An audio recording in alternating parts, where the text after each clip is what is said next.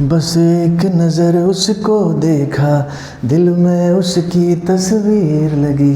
क्या नाम था उसका रब जाने, मुझको रांझे की हीर लगी। हो मैंने देखा एक सपना, संग उसके नाम अपना।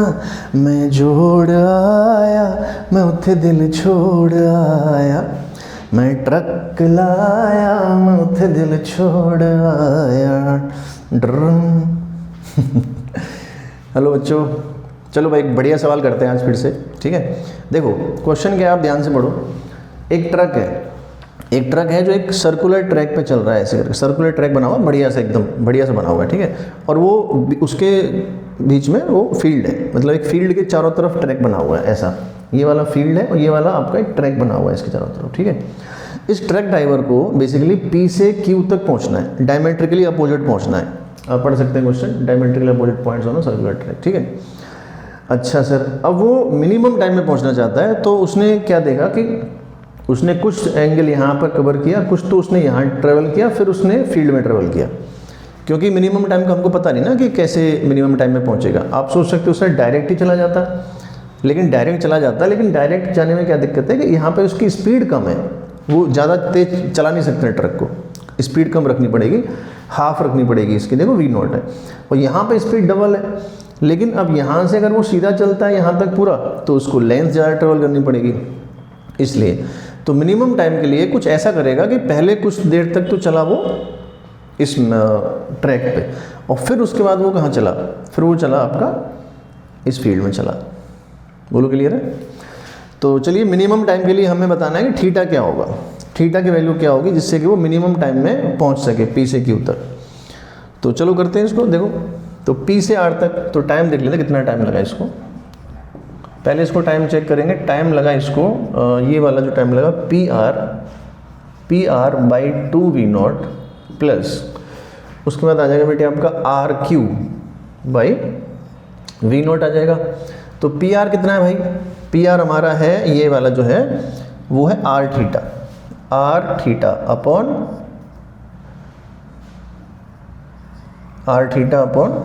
2V0 आ गया, ठीक है, प्लस आर क्यू क्या है सर, आर क्यू बेटे आपको ये निकालना पड़ेगा यहाँ से। ये देखो ये आर क्यू आपका जो लेंथ है ये निकालना पड़ेगा यहाँ से। ये कितनी रेडियस है, आर रेडियस है। ये भी कितना रेडियस है भाई, आर रेडियस है। ये एंगल थीटा है, तो कितना बचा 180 माइनस थीटा बचा। तो यहाँ से हमें ये लेंथ आपको निकालनी पड़ेगी। तो इसके लिए क्या करें, देखो ये आपको निकालनी है आर क्यू, ठीक है। तो इसको आप एक ऐसा कर सकते हो कि ये आपका जो ट्रायंगल है ये वाला, वो कैसा ट्रायंगल है, ये आपका ट्रायंगल है आइसोसेलेस ट्रायंगल, तो दोनों साइड्स इक्वल है। तो यहाँ से आप चाहो तो ये लेंथ आपको निकाल ली। तो इसके कई सारे तरीके हैं, जैसे कि ओ आर क्यू, आप इसमें लगा सकते हो कोसाइन रूल, कॉस रूल लगा सकते हो आप, है ना।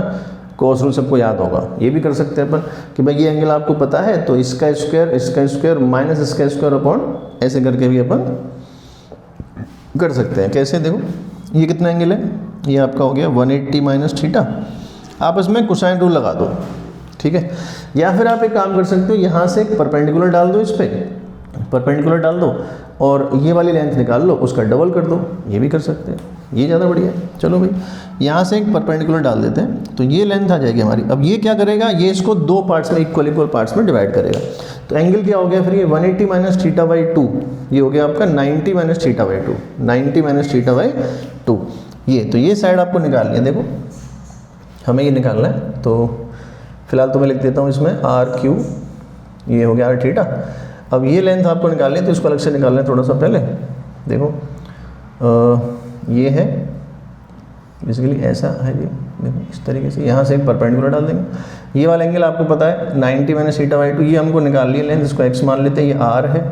तो यहाँ से हो गया sine 90 minus theta by 2 equals to x upon r आ गया, ठीक है, ये आ गया। देखो x की वैल्यू क्या आ जाएगी, यहाँ से x आ जाएगा आपका ये 90 माइनस थीटा बाई 2 मतलब cos थीटा बाई 2, तो r cos थीटा बाई 2 ये आ गया, r cos थीटा बाई 2। तो टोटल लेंथ क्या होगी, 2x हो गई, ये भी x है ना, टोटल लेंथ हो गई 2x, तो 2r cos थीटा बाई 2 आ गया।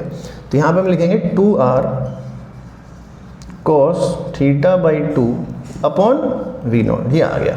ये इतना हमको टाइम लग रहा है उसमें, चलो इसको मैं t लिख देता हूँ, इतना टाइम लग रहा है इसको इस एंगल पे जाने के लिए, ठीक है। अब आपको निकालना है मिनिमम टाइम कैसे निकलेगा, तो मिनिमम टाइम क्या करोगे, for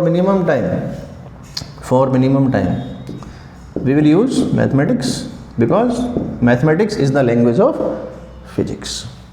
so for minimum time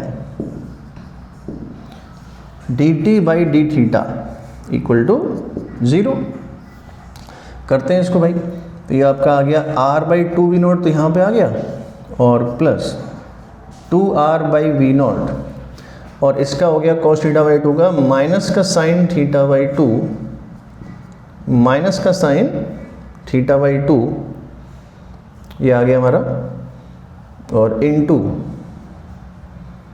ये आ जाएगा आपका, क्योंकि हमने इस cos का साइन कर दिया तो थीटा बाई 2 का भी तो आएगा, 1/2 आ जाएगा इसका, इस तरह से कर लेंगे, ठीक है जी। इसको आप 0 कर दो बेटे, देखो क्या आ रहा है। तो भाई देखो मुझे r बाई v0 तो कटता हुआ दिख रहा है, r बाई v0 ही चला गया 0 में, यहाँ पे बचा 2, चलो 2 भी काट देते हैं यहाँ से, ये भी ठीक है। तो ये आ गया हमारा 1 equal to 2 sine theta by 2 आ गया। तो साइन थीटा बाई 2 कितना आ गया भाई, साइन थीटा बाई 2 आ गया आपका 1/2 आ गया। तो थीटा बाई 2 कितना आ गया भाई साहब, 30 आ गया, थीटा आ गया 60। अच्छा ये बात है, ठीक है, मतलब थीटा इक्वल टू 60 पर। तो समझ गए आप, एक बड़ा सा ट्रैक है, उसके बीच में फील्ड है, अब वो ट्रक वाले को यहाँ पहुँचना है, P से Q पे पहुँचना है तो वो ऐसे चलेगा, तो वो कुछ टाइम तक यहाँ चला, फिर उसने ये ट्रैक ले लिया, तो ये आपका इस तरह से निकलेगा, ठीक है। एक बार अच्छे से देख लो, अच्छा सवाल है, मिनिमम टाइम निकालने के लिए क्वेश्चन था। तो बेटे ये आपका हो गया क्वेश्चन, ये भी बेसिकली आपका एक तरह से 2 डायमेंशन में चल रहा है, आप बोल सकते हो आपकी ये इस तरह से मूव कर रहा है, तो टाइम निकाला हमने, ठीक है बेटे। तो ऐसे ही और क्वेश्चंस करेंगे।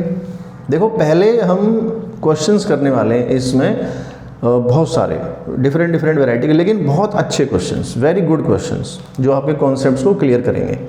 आप समझते रहो, कहीं पर भी आपको कोई दिक्कत आए कमेंट करके आप पूछते रहो बेटे, ऑलवेज, ठीक है, और पढ़ते रहो और बस लगे रहो। करते हैं नेक्स्ट क्वेश्चन अगली क्लास में।